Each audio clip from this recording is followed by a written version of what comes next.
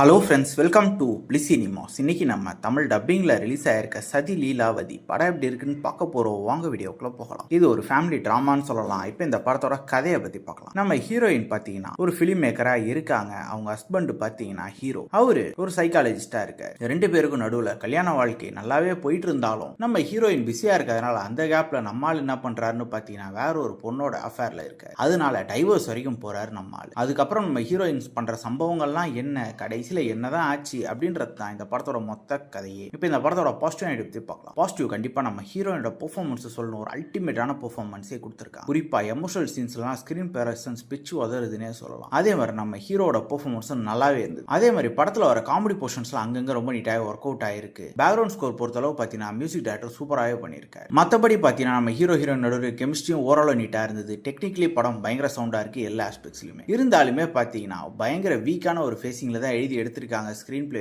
பயங்கரமா ஸ்லோவா போகுது, பயங்கரமா ப்ரெடிக்டபிளா போகுது படம். ஸ்கிரீன் பிளேவும் பெருசா எங்கேஜிங்கா எந்த மூமெண்ட்டுமே கிடையாது. சில காமெடி ட்ராக்ஸ்லாம் பயங்கர ஃபோர்ஸ் பண்ணி திணிச்ச மாதிரி தான் இருந்தது. அப்படின்றது தான் இந்த படத்தோட மிகப்பெரிய நெகட்டிவ். மொத்தத்தில் என்கிட்ட கேட்டீங்கன்னா ரொம்ப ஒரு ஆவரேஜான ஒரு ஃபேமிலி என்டர்டெய்னர் தான் இது. வேணும்னா ட்ரை பண்ணி பாருங்க. இந்த படத்துக்கு நம்மளோட ரேட்டிங் கேட்டீங்கன்னா 10க்கு 5.5 மார்க் கொடுக்கலாம். இன்னொரு வீடியோவில் சந்திக்கலாம். தேங்க்யூ.